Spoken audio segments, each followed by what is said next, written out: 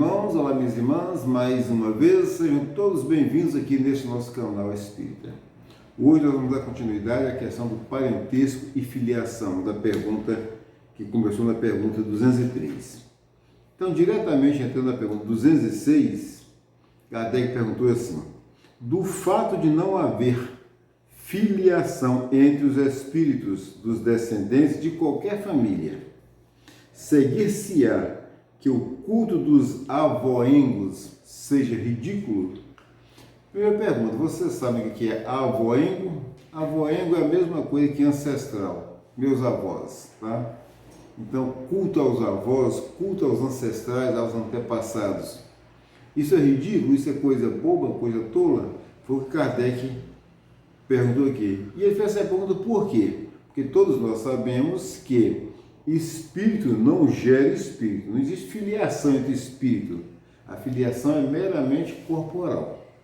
Ou seja, não fui eu que fiz a minha filha, por exemplo, espiritualmente. E nem foi meu pai que me fez espiritualmente. Eu sou um espírito criado por Deus. E, na verdade, como seres humanos encarnados, nós criamos corpos. Nós participamos da criação assim, gerando os corpos para que espíritos que pré-exigem a matéria possam reencarnar na Terra. Essa é a missão que Deus deu para todos nós aqui na Terra, como meio de evolução e como meio de aperfeiçoar todos os tipos de sentimentos e tudo que é tipo de sentimento ruim que a gente tem e que dentro da família se torna muito mais fácil este aperfeiçoamento, este aprimoramento. Então a pergunta foi essa: o culto dos avoengos, cultuar avô, cultuar ancestral, isso é coisa ridícula? É o que Kardec quis saber. É uma pergunta assim, um pouco longa e nós vamos lendo e explicando paulatinamente, né? O Espírito da Verdade respondeu: de modo nenhum. Todo homem deve considerar-se ditoso por pertencer a uma família em que encarnaram espíritos elevados. Ponto. Vamos dar uma explicaçãozinha por aqui. Todos nós devemos nos sentir ditosos e felizes por pertencermos a uma família na qual encarnaram no passado seres elevados. Não é culto aos avoengos, aos ancestrais, aos avós? Então, muito bem. Se eu sei que os meus avós foram pessoas boas, né? Vale a pena cultuá-los, vale a pena prestar-lhes de vez em quando algum tributo, certo? Porque normalmente isso agrada a eles. Não que tenha importância, mas agrada a eles. Mas eu que devo considerar e saber assim, não, meu tetravô, meu pentavô foi um homem que fez isso, fez aquilo, tal e tal e tal. Eu estou aqui hoje, mas olha de onde que eu estou vindo. Então, uma homenagem a esse ser que no passado foi tão importante, não só para mim, para toda a humanidade, talvez, ou por uma cidade inteira, por um país, uma nação inteira, né? É válido. Não é uma coisa ridícula, como foi feita a pergunta. E ele diz o seguinte, continuando: se bem os espíritos não procedam uns dos outros, nem por isso menos afeição consagram aos que lhes estão ligados pelos laços, pelos elos da família, dado que muitas vezes eles são atraídos para tal ou qual família pela simpatia ou pelos laços que anteriormente se estabeleceram. Então, muito bem, vamos dar mais uma paradinha aqui para explicar. Os grandes espíritos, por exemplo, vamos imaginar que eu tenha sido, que a minha descendência, a minha não vou falar a minha não, a tua linhagem aí seja de Francisco de Assis, São Francisco de Assis, olha só. Não, mas São Francisco de Assis não gerou filhos, não é mesmo? Mas vamos imaginar alguém que tenha gerado filhos, alguém importante, pense em alguém importante para a humanidade e que gerou filhos. Mahatma Gandhi, pronto. Mahatma Gandhi, o homem da paz e do amor, gerou filhos.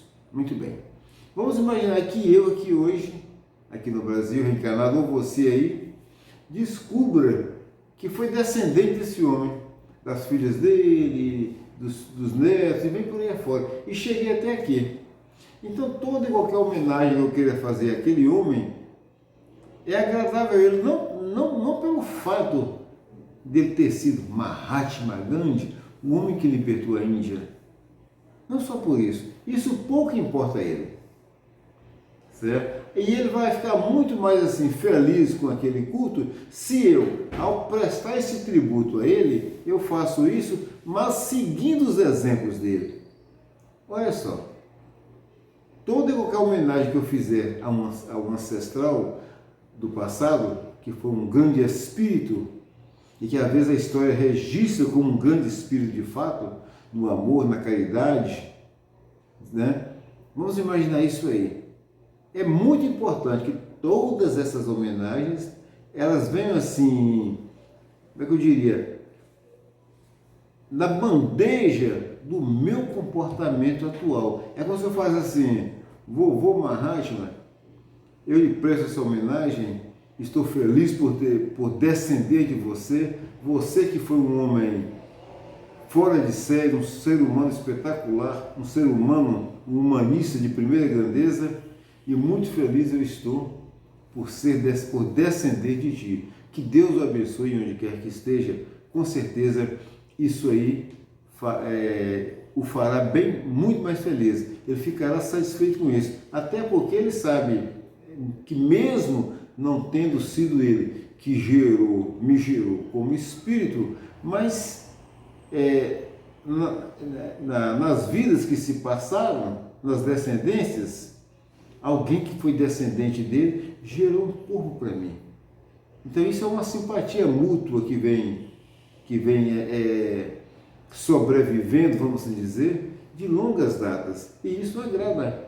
É como você gostar muito de uma pessoa, às vezes você não é pai dele fisicamente, biologicamente, não é nada, mas você gosta dele, é a mesma coisa.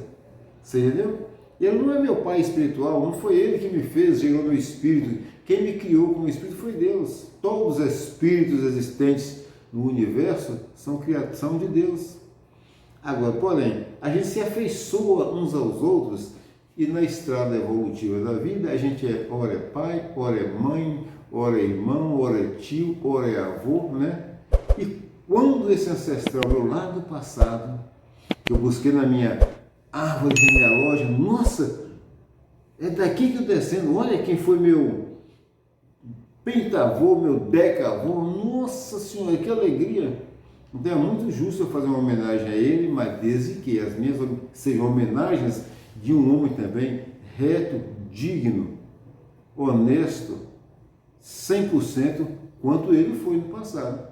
Hoje eu apenas fazer homenagem a ele, mas para satisfazer ao meu ego, à minha vaidade, pode ter certeza que ele vai nem querer saber dessa homenagem. Que adianta você homenagear se você não faz nada? Nada, você não segue os exemplos dele em nada, você não segue os ensinamentos dele. É como eu fazer culto ao nosso Senhor Jesus Cristo, cantar hinos e louvor ao nosso Senhor Jesus Cristo, que também não é nosso pai espiritual, mas é nosso irmão espiritual, e não fazer nada que ele ensinou no Evangelho. Vocês acham que Cristo fica satisfeito, fica feliz da vida, só porque eu digo, Senhor, o Senhor é poderoso, o Senhor é isso, o Senhor é maravilhoso, o Senhor é o Filho de Deus, o Senhor é isso e tal, e tal, e tal. Isso para mim não é nada. Eu falo tudo isso de boca para fora, achando que o falar simplesmente essas coisas vão limpar meus pecados, vão limpar minhas culpas. Não, meus irmãos, o que vai limpar meus pecados, primeiro, é a justiça, é a lei de causa e efeito, é viver aquilo que o Cristo ensinou. Agora que sabeis destas coisas, felizes sereis se as praticares. Então, ao invés de ficarmos aí elogiando Jesus Cristo, dizendo que ele é bonito, que ele é isso, que ele é aquilo, vamos fazer as coisas que ele nos ensinou a fazer. Vamos viver o Evangelho na sua plenitude. Como é que eu faço isso? É no trato com seu irmão. E seu irmão começa dentro da sua casa, no seu trabalho, na rua. Se você fizer isso, pode ter certeza, você estará agradando muito mais ao nosso Senhor Jesus Cristo. Recentemente eu fiz a seguinte pergunta, um grupo de estudo que eu estava. O que é mais benquisto a Deus? Aquela pessoa que tem graduação, pós-graduação, doutorado, pós-doutorado em Evangelho ou em Espiritismo. Tá? Só isso. Mas não vive nada disso em seus atos e atitudes e falas e comentários. Em relação a um que não sabe nada disso, mas é a caridade ambulante. Parece que a caridade e a humildade fez morada nele. Quem que é mais benquisto a Deus? Aquele ateu generoso, tal qual aquele samaritano, ou aquele crente que sabe tudo, de cor e salteado, sabe a Bíblia de capa a capa, sabe todos os versículos, sabe tudo, todos os livros. Às vezes você fala assim, quem diz tal versículo assim, de João? E lá fala isso, isso, isso e isso. Ou então você fala assim, bem-aventurados mansos e pacíficos. Melhor dizendo, bem-aventurados os pacíficos, porque serão chamados pacificadores. E responde, isso está em Mateus, tal e tal e tal e tal. Mas na prática, na vivência, isso para ele passa ao léu. Está na vala comum das coisas. Aí eu pergunto, quem que é mais benquisto a Deus? Não é isso? Então, dessa forma, o seu antepassado, grande personagem do passado, pessoa de grande caráter, de grande bondade, ficará muito feliz se você prestar culto a ele, mas mostrando para ele que você vive o que ele ensinou. E termina dizendo assim, em vós, veja bem, mas ficais certos de que os vossos antepassados não se honram com o culto que lhes tributais por orgulho. Em vós não se refletem os méritos de que eles gozem, senão na medida dos esforços que empregais por seguir os bons exemplos que vos deram. Somente nessas condições lhes é grata e até mesmo útil a lembrança que deles guardais. Eu fico por aqui. Me desculpe por essas batidas, que tem um vizinho aqui que resolveu mexer com a sala dele hoje. Tá? Todos vocês estão vendo essa batida aí estranha e desagradável. Eu peço desculpas por isso, mas não posso evitar. Eu fico por aqui. Peço a Deus que abençoe a todos vocês e a seus familiares. Fiquem todos com Deus.